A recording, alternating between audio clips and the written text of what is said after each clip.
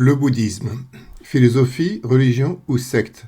Il a une très bonne presse auprès de tous les occidentaux.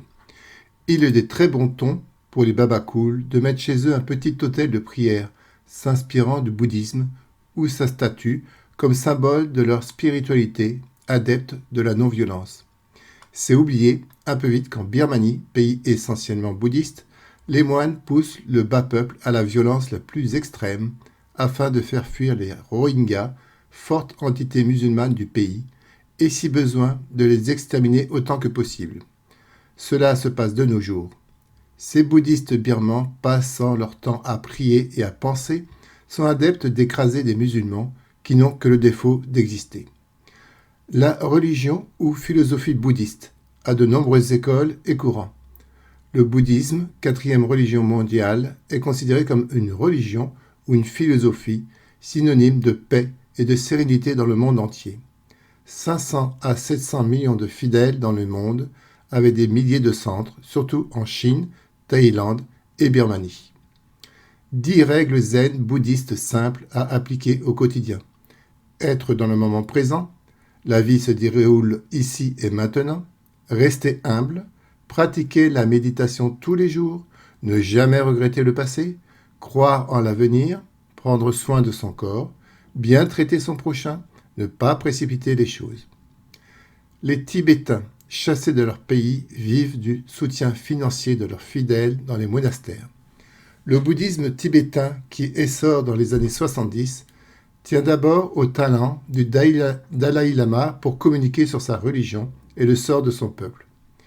Les Occidentaux sont à la recherche du bonheur, en quête de spiritualité, sur fond de déclin des autres religions, avec un boom du développement personnel et de la méditation.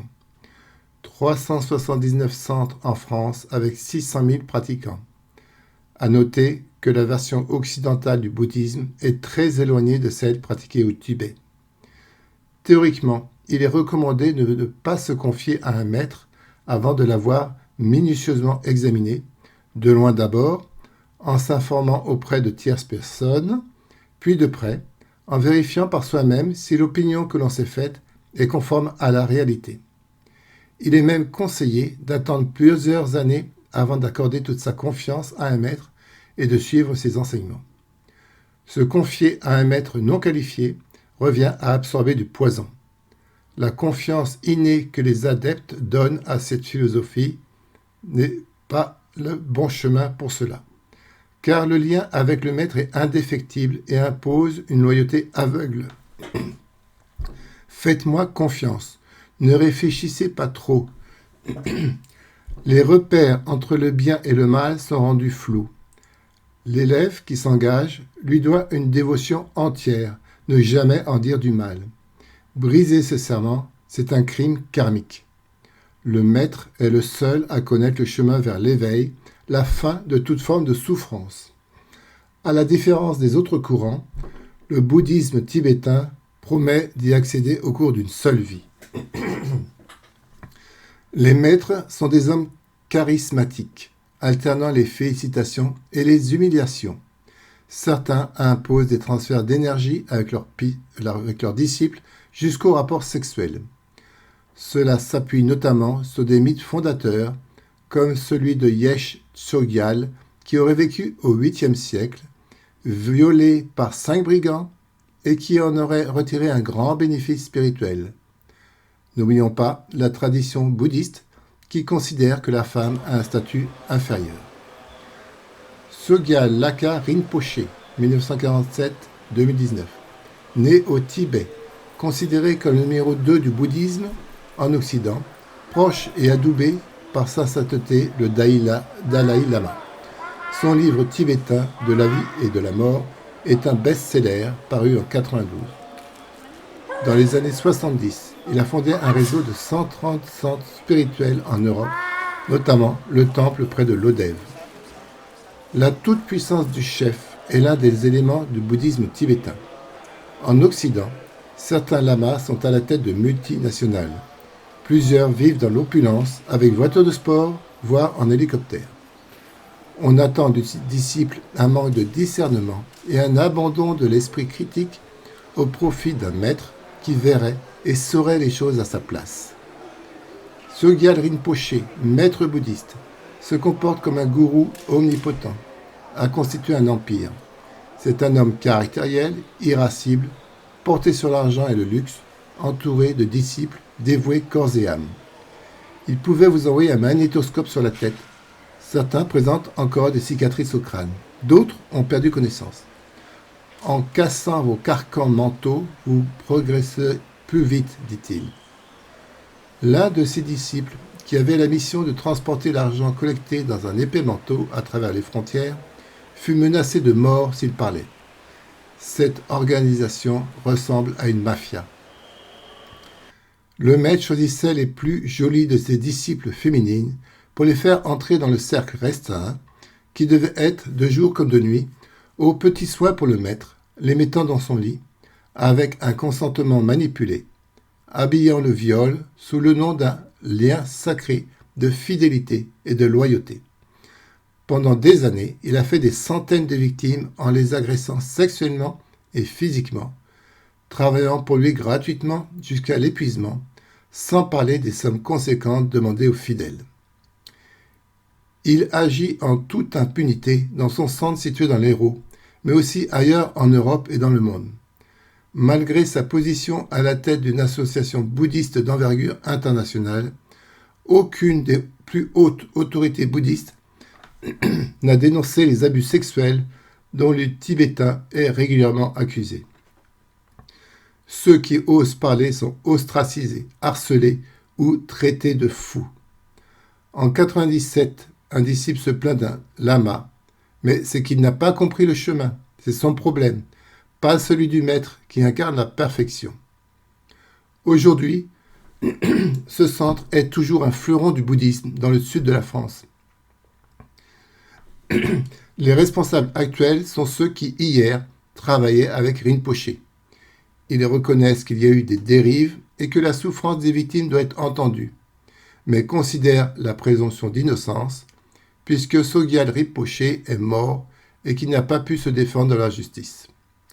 Le Dalai Lama, prix Nobel de la paix en 89, n'aurait que le rôle de donner des enseignements. Chef spirituel et politique d'un Tibet opprimé par les Chinois, il incarne la quête du bonheur, une conscience écolo. Tous les lieux de culte sont totalement indépendants, sans avoir d'autorité ou de structure centrale, ni de garde-fou. Le scandale commence dès que Sogyal Rinpoche arrive en Europe. Des adeptes se plaignent. Une première plainte est officiellement déposée en 1996. Il y a eu des affaires partout. Canada, Australie, Allemagne, Pays-Bas, Portugal, Espagne. Tout le monde à l'intérieur de la communauté sait ce qui se passe, mais garde l'omerta, disciple comme maître. Les sages et leaders bouddhistes ont fermé les yeux. Une réunion eut lieu avec sa sainteté à Dharamsala en 1993, avec une vingtaine d'enseignants bouddhistes européens et américains, alertés par les débordements de Sogyal Rinpoche. Il demande au Dalai Lama d'agir contre Rinpoche et autres gourous qui se comportent mal avec leurs disciples. Relations sexuelles imposées, consommation d'alcool, de drogue. Le Dalai Lama reconnaît qu'il a lui aussi reçu beaucoup de lettres de dénonciation de disciples, mais ne fait rien durant des années, ne dénonçant ces faits que lorsqu'il y fut acculé. Le bouddhisme tibétain était en plein essor, ce n'était pas le moment d'exposer ses fissures. Dénoncer ces abus lui mettrait une partie de la communauté tibétaine à dos. Enfin, il suit la règle et ne critique jamais les autres lamas.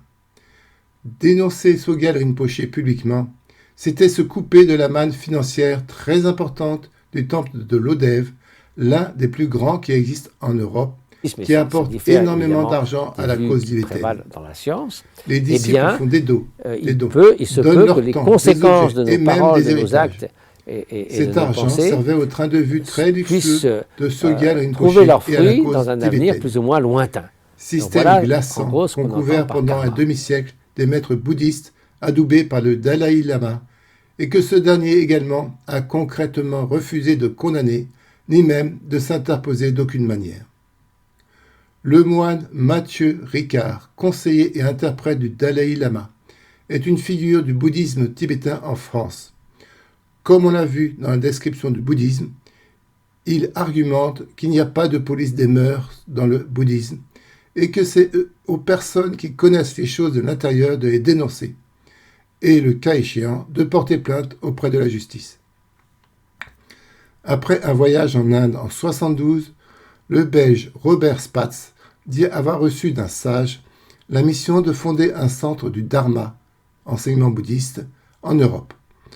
Devenu maître spirituel, il fonde le premier centre bouddhiste tibétain à Bruxelles et un autre à Château de Soleil en France. Ces communautés sont investies par des gens en quête de spiritualité et d'une vie saine. Les conditions de vie y sont très difficiles.